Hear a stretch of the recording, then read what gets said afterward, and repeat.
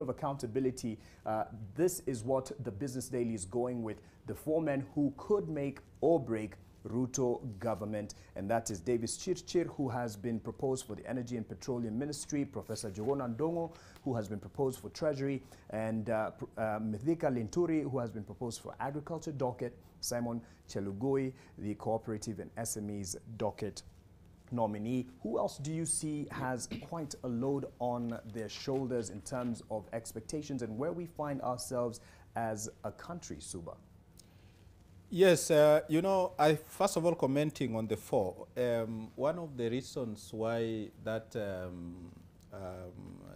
headline is apt is because we are, the new government is taking over at a time when food security has assumed a completely different dimension.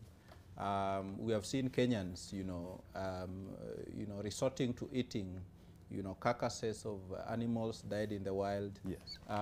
We have seen, you know, the prices of commodities, and all this is driven by the price of energy, be it electricity or petroleum.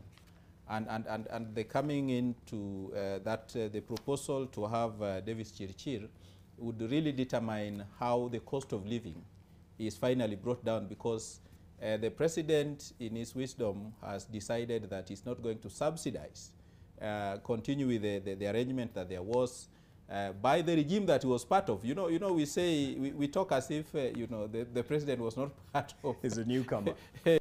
He's not a newcomer as such. Yes. He has been part of the regime. Yes. And even the outgoing cabinet, I want to assume that, you know, he was responsible for almost half of the appointment of half of the outgoing cabinet. They may have fallen out with some of them along the way. Yes. But they were not entirely strangers. And so the idea of retaining some of them is just acknowledging that, you know, gentlemen, we have been working together. There are some of you may have gone overboard. In any case, I mean, if you have served for, you know, 10 years, and today's cabinet ministers serve for long, you know, unlike the previous regimes during the Moi era, you know, people used to serve as short as, you know, a few months. So that's the point. And Chelugui is very critical. Yes. For the hustler, the bottom-up thing, because it's about SMEs, you know, other than the cooperatives. Remember the president, during, I think, his swearing in, clarified that he would wish to see a situation where, you know, those who want to benefit from the hustler fund, you know, form structures.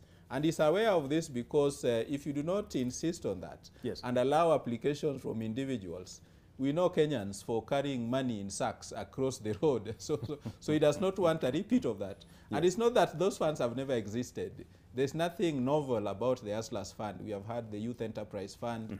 We have had the Women Enterprise Fund. We have some of the funds, for example, those that are under the women representatives, that also, you know, kind of, you know, go towards those lines. But he kind of wants to have a framework that makes those funds a reality and sustainable, and that, you know, people who are given those funds are really able to demonstrate. Because come 2027, and I'm sure the president would want to succeed himself, like all politicians would, he would want to demonstrate that his bottom-up has worked. Because if it will not have worked, you know, he will be shown the exit door. And so that's why those Chelugui becomes very, very, you know, very, very important. Agriculture, you know, where, you know, Mithika Linturi is going to take over from his neighbor, you know, it's very critical, because that's where production is.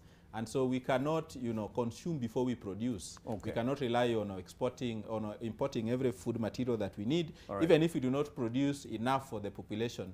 But by and large, I think the focus is going to be on production, fertilizer, and so on and so forth. So that's why those four become very, very critical. But you know also that, you know, related to all these are issues of, you know, education, which is very, very key. We know that, you know, there is all this debate about the CBC. And so the appointment of Machogu, though, you know, cut in the mold of an administrator, we are yet to see his negotiations and maneuvering skills, because education is one area where, you know, stakeholders are very, very vocal. And so I see education as very, very critical. I of course also see that the arid and semi-arid lands, at a time when, you know, there are all this drought, water, you know, and sanitation that has been given to Alice Wahome.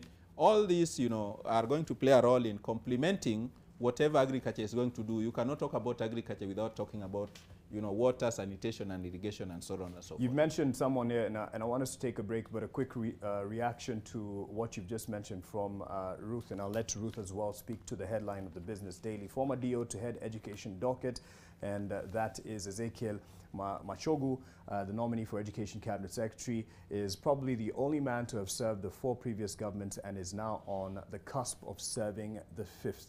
Any apprehensions here as you see this being the nominee for such an important education docket?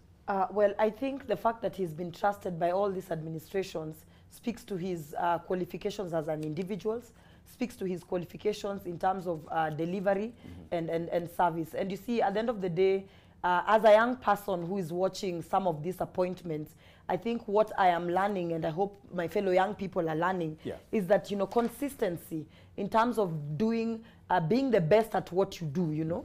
And you could just be a teacher somewhere, aiming for the best, you know, aiming that 20 years from now, one day you will be a CS for education. Yes. The consistency in terms of what you do, the consistency in terms of providing solutions to the country's problems, the consistency in terms of being very vocal on questions of education, in terms of trying to fit into spaces where solutions are being sought, can actually get you to the top. And I think for me, life has always been all about consistency. And I mean, congratulations to him for landing again into this government. We pray that, you know, he takes over the job that Magoha has done. Magoha did a beautiful job with the Education Ministry, if you ask me.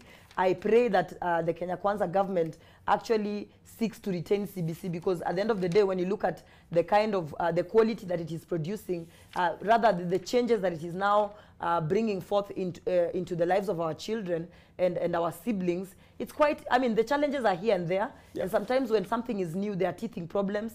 But given time and given a few changes here and there, things would work out best for us. So I think, I pray that as an education minister, personally from my point of view, I don't have a child, but I'm looking at the kind of children who, the quality of lives of children who are undergoing CBC, and how the same is changing in terms of how they interact with society and their thinking process. I pray that as an education CS, one of the biggest prayers he makes to the president is to retain CBC and maybe just, you know, tweak it a bit to make sense for parents who find it overwhelming. All right, because there were hiccups in the implementation of the same.